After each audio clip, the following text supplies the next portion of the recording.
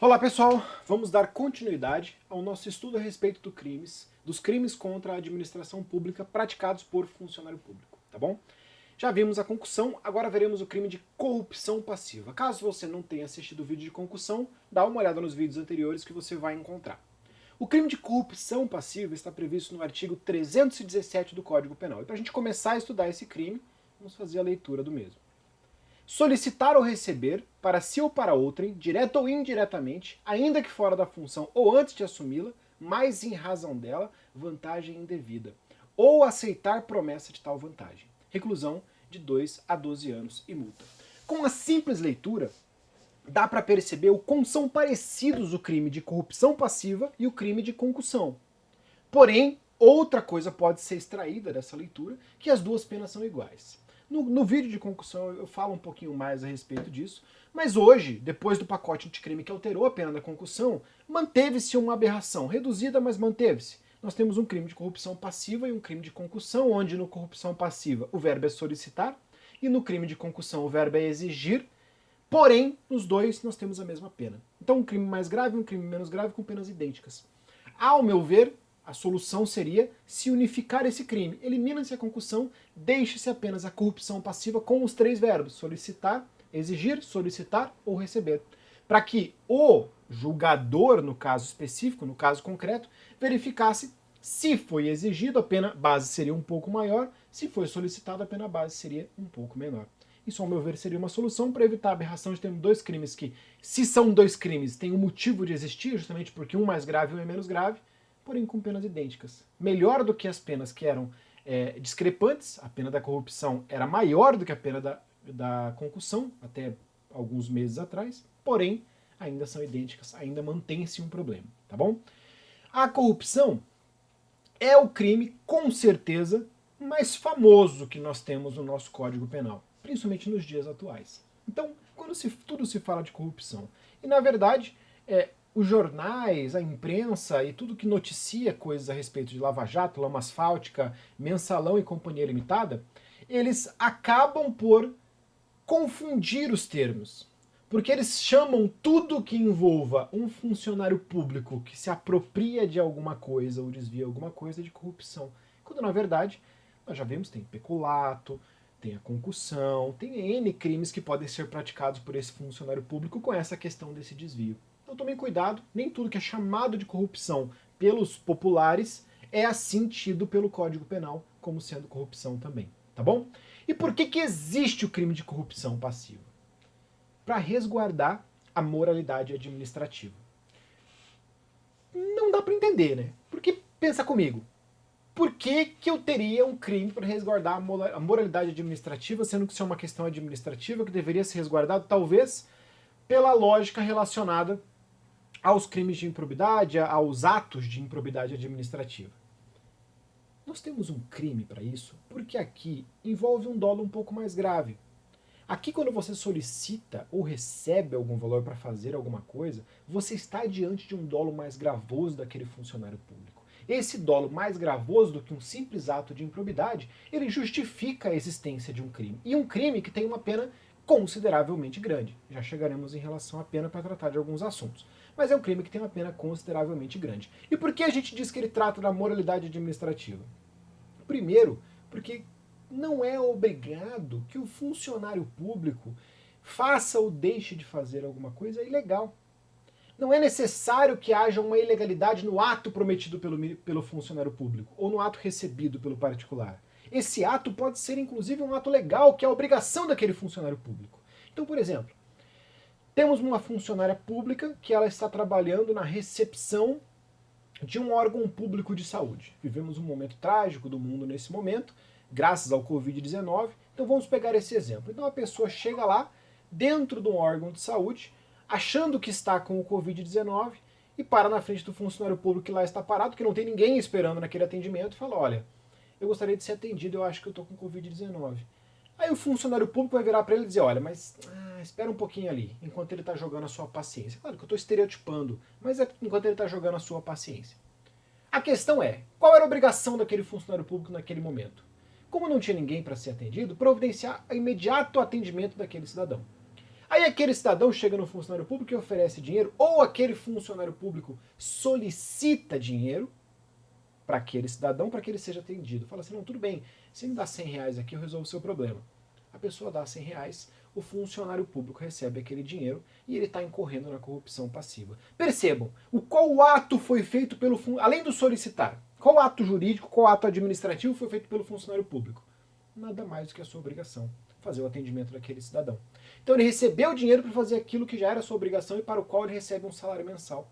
Ou seja, estamos falando sim de moralidade administrativa, mas não no sentido amplo da palavra, no sentido específico. Sim, o bem jurídico protegido é a moralidade administrativa, justamente porque o funcionário público pode, inclusive, fazer um ato que seja da sua obrigação, em troca do que ele solicitou ou efetivamente do que ele recebeu.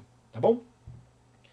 A pena desse crime é uma pena de reclusão de 2 a 12 anos e multa. Se é uma pena de reclusão de 2 a 12 anos e multa, falamos de um crime de grande potencial ofensivo. Lembrando, pequeno potencial ofensivo, pena máxima de até 2 anos, médio potencial ofensivo, pena mínima de até 1 ano, e grande potencial ofensivo, todos os demais, tá? Também, olhando para a pena como uma questão de requisito objetivo, no caso do crime de corrupção passiva, é possível a prisão preventiva de um réu primário. Por quê? Porque a prisão preventiva de réu primário só é permitida como requisito objetivo para crimes com pena máxima superior a 4 anos. O delegado, a contrário senso, não pode aplicar fiança.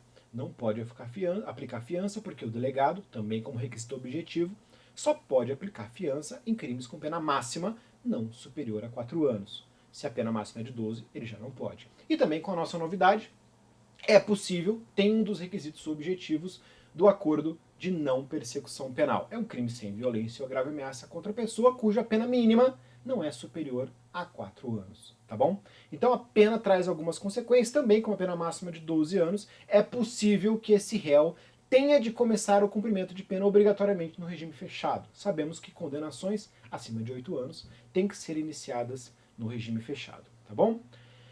Quem pode praticar esse crime? É um crime praticado por funcionário público contra a administração pública. Então, em regra, o sujeito ativo desse crime tem que ser funcionário público, estar investido na função pública de alguma forma. E se por acaso esse funcionário público foi aprovado no concurso, ele foi nomeado, mas ele ainda não tomou a posse. Repetindo aquilo que eu já falei em relação à concussão, esse cara ainda pode cometer esse delito. Porque ele ainda tem a possibilidade de cumprir aquilo que ele está prometendo fazer de alguma forma. Porque entre a nomeação e a posse existe apenas um lapso temporal. Um lapso de obrigação existe em relação àquele funcionário ou Estado de ser empossado. Então é uma questão temporal apenas. Diferente da situação de alguém que foi aprovado num concurso público, mas ainda não foi nomeado e vai lá cometer um crime desse. É um péssimo funcionário público, né? Mas ser aprovado num concurso público não garante que você vá ser nomeado no futuro. Portanto, esse cara que só foi aprovado no concurso público não pode ser sujeito ativo desse crime. Agora, a pessoa que foi aprovada no concurso público, foi nomeado, mas ainda não tomou posse, esse cara, ele pode ser praticante do crime de corrupção passiva. Tá bom?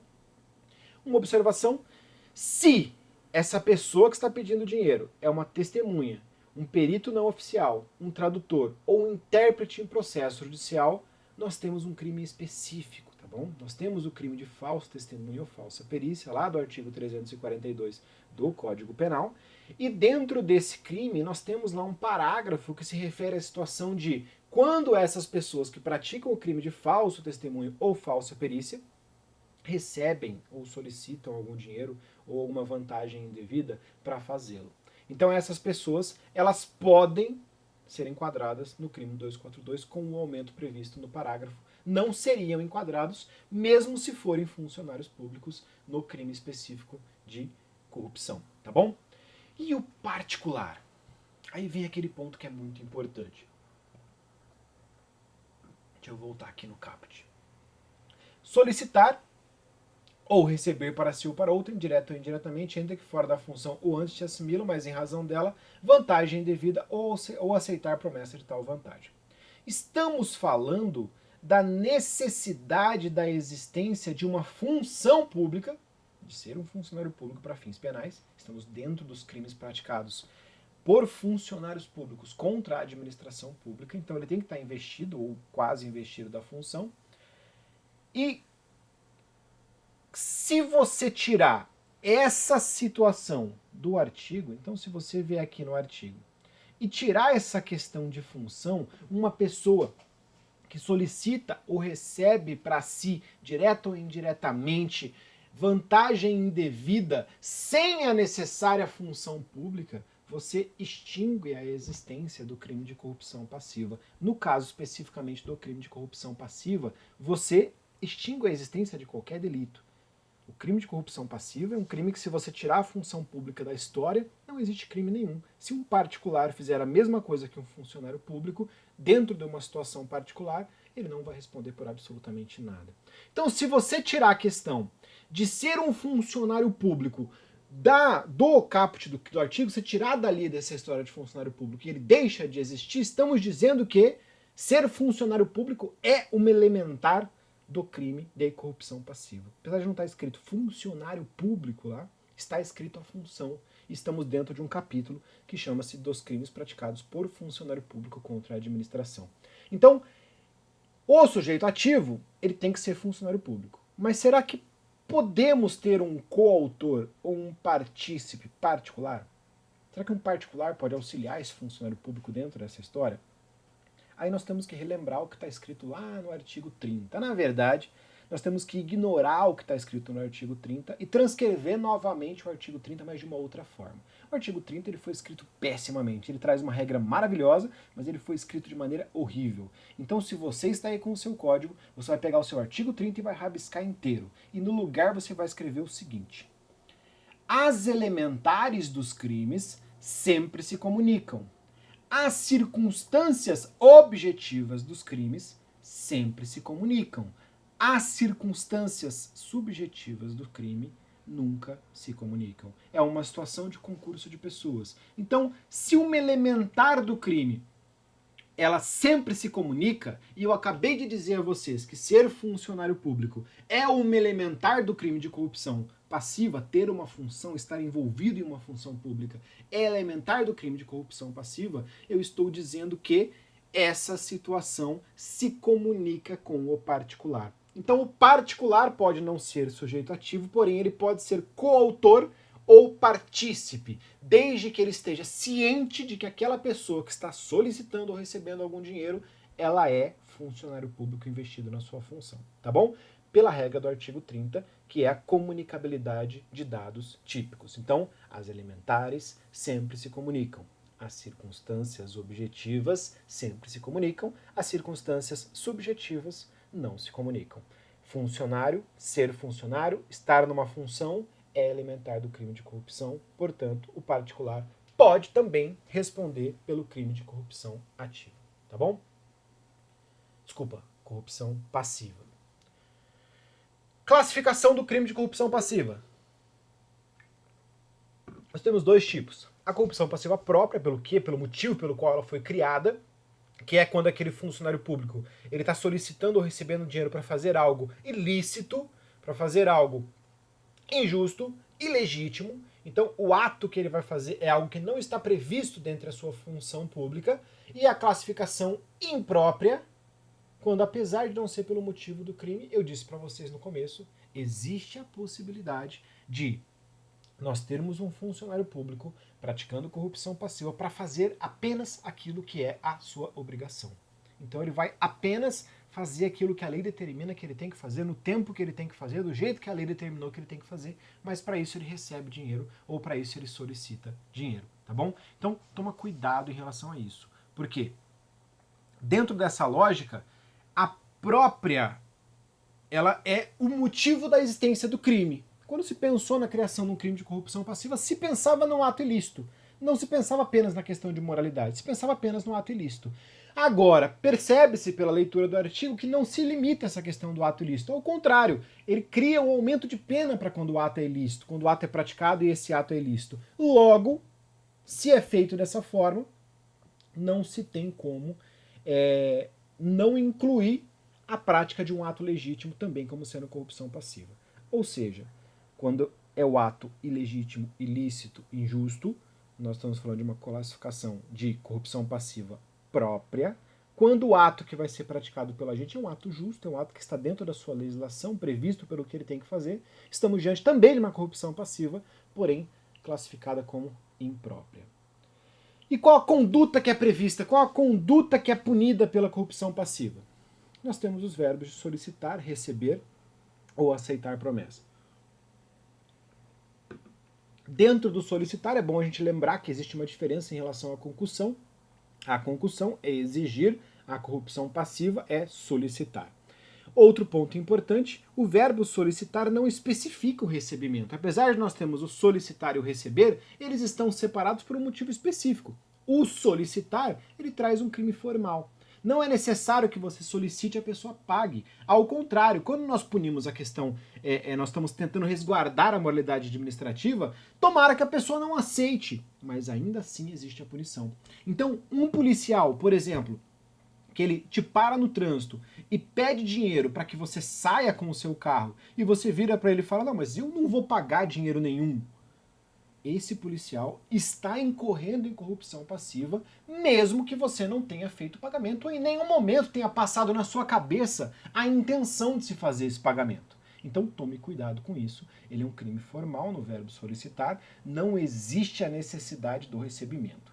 E como que a gente separa o solicitar da corrupção passiva do exigir da concussão? Quando a gente fala desses dois verbos, nós estamos colocando, na verdade, uma situação em que seja possível a negativa ou impossível a negativa. Quando nós falamos da exigência, nós não estamos falando sobre uma pena de coação física, para vou dar porrada em você, eu vou te matar se isso não acontecer. Basta que aquela exigência deixa aquele cidadão, deixa a pessoa que está sendo vítima daquele crime secundária, já que a primeira vítima é sempre o Estado, deixa aquela pessoa que é vítima secundária do crime em uma posição que ela não tenha o que fazer, que ela só tenha como aceitar. Na solicitação, deixa-se a pessoa com uma situação em que ela possa deixar de aceitar, tá bom? Então, como eu dei exemplo para vocês na concussão, o funcionário público vai lá e fala, olha meu amigo, ou você paga ou eu vou fechar essa jossa, vou fechar seu estabelecimento porque eu vou dizer que tem barata, rato, cachorro e papagaio aqui saindo o tempo todo e eu vou fechar o seu estabelecimento e você vai ficar sem o seu ganha-pão. Isso é uma exigência. Não existe uma possibilidade daquele cidadão não aceitar. Ele vai ter o seu estabelecimento fechado, sem uma motivação específica, sem ter cometido qualquer tipo de erro. O ganha-pão da sua família vai deixar de existir. Ou seja, estamos diante de uma exigência. Agora, quando o policial chega para você e solicita, fala para você, olha, se você me der 100 reais eu não vou te dar uma multa, ele está deixando ao lugar da pessoa que está do outro lado, da vítima secundária daquele crime, a escolha de se, por acaso, ele quer aceitar ou quer deixar de aceitar. Então, a diferença na concussão vai ser, primeiro, existe um verbo diferente, solicitar e o exigir, e segundo, o exigir tira completamente a situação de escolha daquele cidadão e o solicitar mantém naquele cidadão a situação da possibilidade de escolha, tá bom? Receber.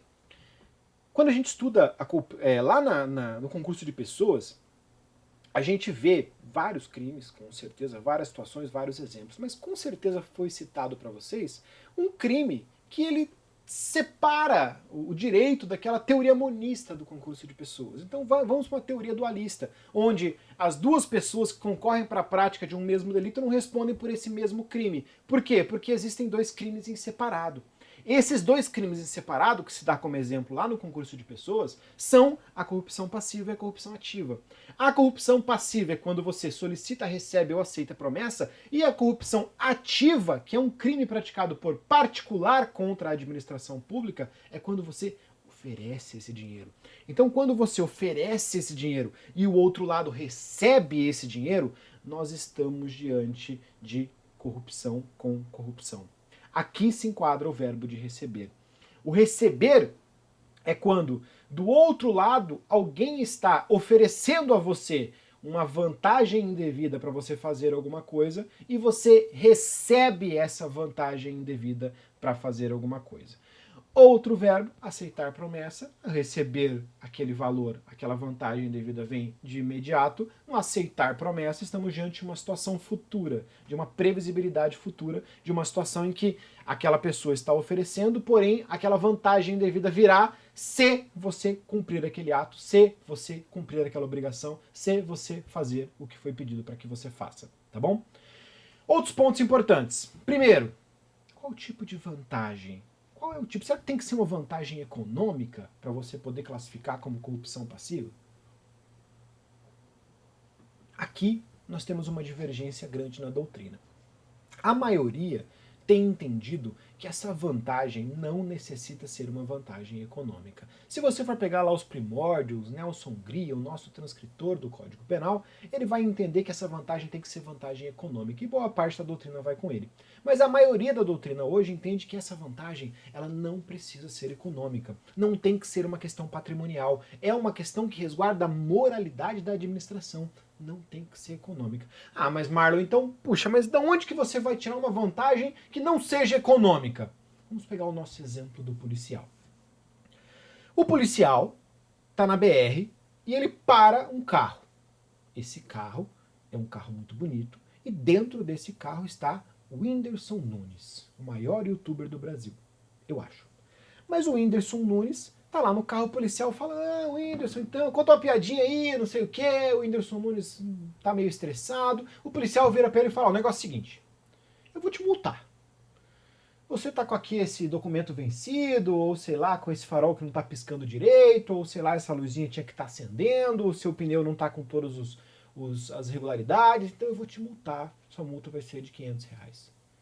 Caso você queira, você pode não ser multado, tá? A gente pode bater um papo aqui, chegar a um acordo, você pode me dar um cafezinho, só que esse cafezinho vai ser um cafezinho diferente. Eu tô querendo começar a ter um Instagram bombado e coisa do tipo, então você vai fazer o seguinte, você vai tirar uma foto comigo e vai me marcar na sua foto. Falar assim, puxa, ó, tirei uma foto com esse policial aqui, muito bacana ele, não sei o quê. Vai só fazer isso, vai tirar uma foto comigo e vai me marcar. Isso vai trazer para mim seguidores, vários seguidores, porque eu tenho um bom conteúdo no meu Instagram, e isso vai me satisfazer pessoalmente. Tudo bem? Combinado? Ele fez a solicitação de uma vantagem moral. Uma vantagem que não é uma vantagem econômica, é uma vantagem simplesmente moral. Ele vai ganhar uma moral do cara. O cara vai lá trazer seguidores para ele. Eu não tô nem falando que ele vai usar aquele Instagram de forma financeira ou não. Ele só quer aparecer. Ele só quer aparecer bem, tirar uma fotinha com aquele cara e ter a sua marcação. Percebam? É uma vantagem que vai contra a moralidade administrativa, porque aquele policial ele está fazendo ou deixando de fazer algo que é sua obrigação, mas não é uma vantagem econômica. Assim como nós podemos falar também de vantagem sexual. Então a vantagem ela pode ser esse mesmo policial parando uma mulher ou parando um homem, dependendo da opção sexual dele, parando quem ele queira parar e fazendo uma proposta sexual em troca de não pagamento daquela multa. Estamos falando de uma vantagem que não é uma vantagem econômica, é uma vantagem sexual e também fere a moralidade administrativa. Então por isso que a doutrina tem entendido que essa vantagem não necessariamente precisa, tem a obrigação de ser uma vantagem econômica. Ela pode ser uma vantagem moral, uma vantagem sexual ou outro tipo de vantagem, tá bom? Agora um ponto que também traz um problema, mas esse não é tão doutrinário. Esse é um problema mais pessoal. É um problema mais que as pessoas, no mundo em geral, a mídia e companhia, eles geram um problema em relação a isso. Será que o funcionário público ele pode receber uma cortesia, alguma coisa por gratidão ou amizade? Ele pode receber um presente? Ou seja, um presente, uma vantagem que ela não é decorrente de um ato administrativo que ele vá realizar contra alguma legislação, ou de um ato legislativo que ele vá realizar, um ato administrativo que ele vá realizar, por causa dessa cortesia, gratidão, vantagem, por causa desse presente. O funcionário público pode receber isso? Pode. Não existe nenhuma limitação para que o funcionário público receba qualquer presente, inclusive isso é muito comum. Às vezes a pessoa fica tão agradecida àquele funcionário público que apenas fez a sua obrigação que leva a ele um presente. E por que eu disse que isso gera um problema?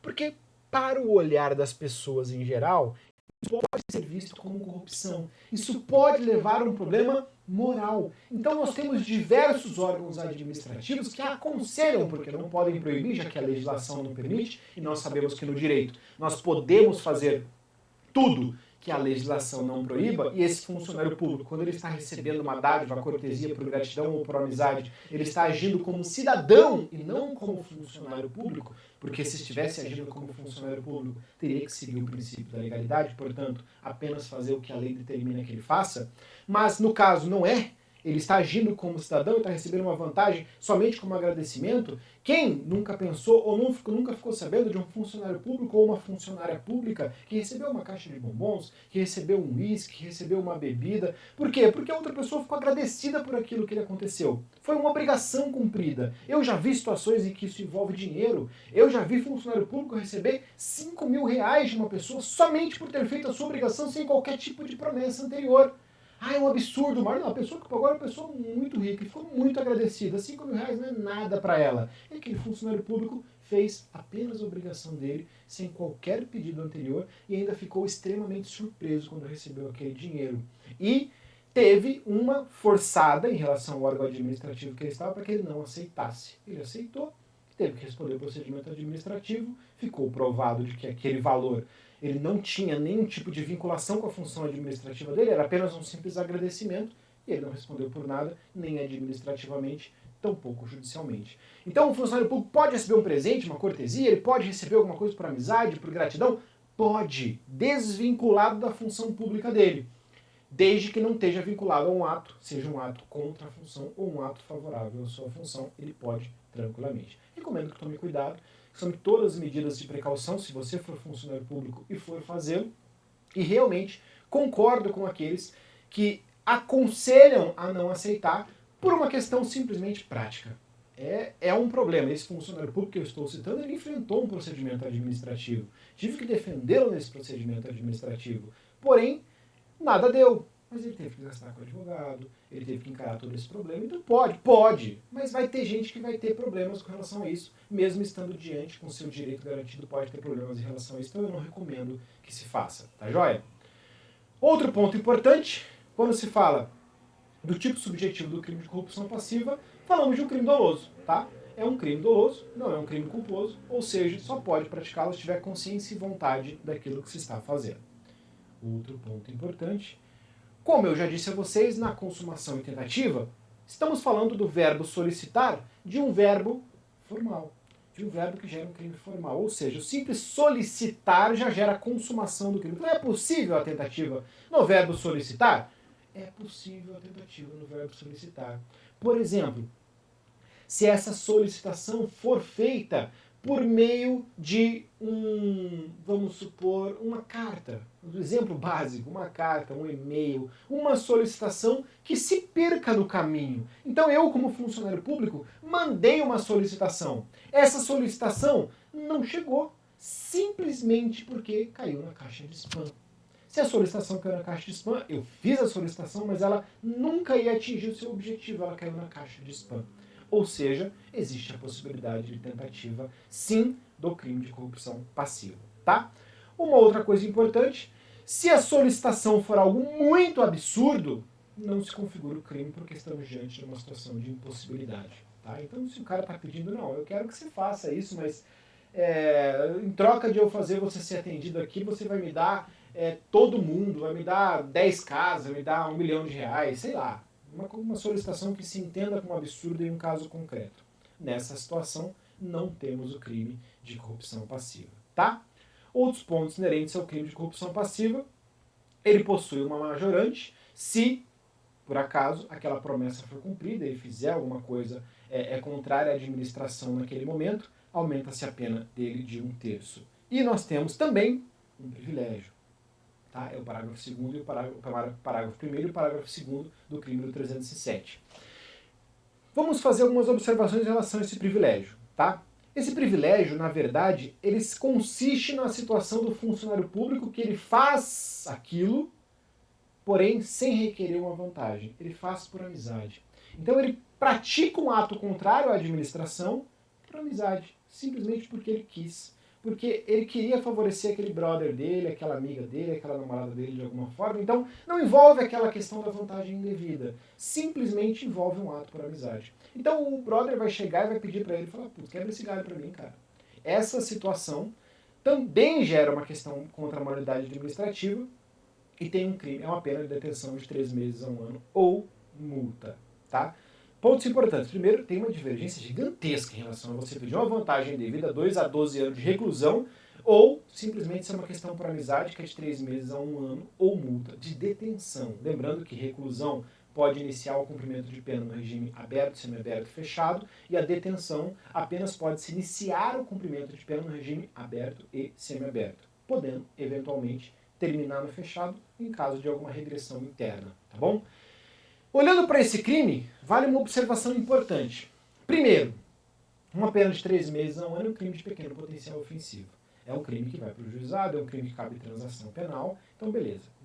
Passando esse ponto, eu tenho uma pergunta para fazer para você.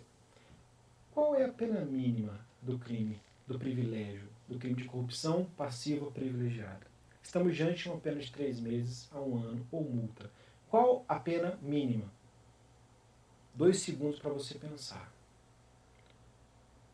Olha só. Cuidado. Nesse caso, é indiferente. Porque a pena mínima seria 3 meses, se você diz que é 3 meses, mas na verdade a pena mínima é a multa. Porque nós estamos falando de uma pena de detenção de 3 meses, não e multa, e sim ou multa. Ou seja, essa pena pode ser aplicada apenas à multa de forma exclusiva. Logo, a pena mínima desse crime é a pena de multa. Por que eu estou falando isso e por que seria relevante? Como eu disse, nesse caso, ele não é relevante, porque a pena mínima já incluiria todos os benefícios, a pena máxima também, todos os benefícios de leis, de, por exemplo, a suspensão do processo, eventualmente, se fosse virar um processo ou algo do tipo. Mas vamos supor que nós temos um crime com pena de reclusão de 2 a 4 anos ou multa. Vamos supor que exista um crime desse. Qual é a pena mínima? É reclusão de 2 anos ou é a multa? É a multa. E se a pena mínima é a multa, é ela que tem que ser considerada para a concessão dos benefícios. Então, por exemplo, nesse crime com pena de 2 a 4 anos ou multa, é possível a suspensão condicional do processo. Porque a pena mínima dele é inferior a 1 ano. É a multa. Não são os 2 anos, e sim a multa. Então toma cuidado, isso na prática pode vir a ser importante de alguma forma. Tudo bem? Encerramos então a corrupção passiva. Até o próximo crime.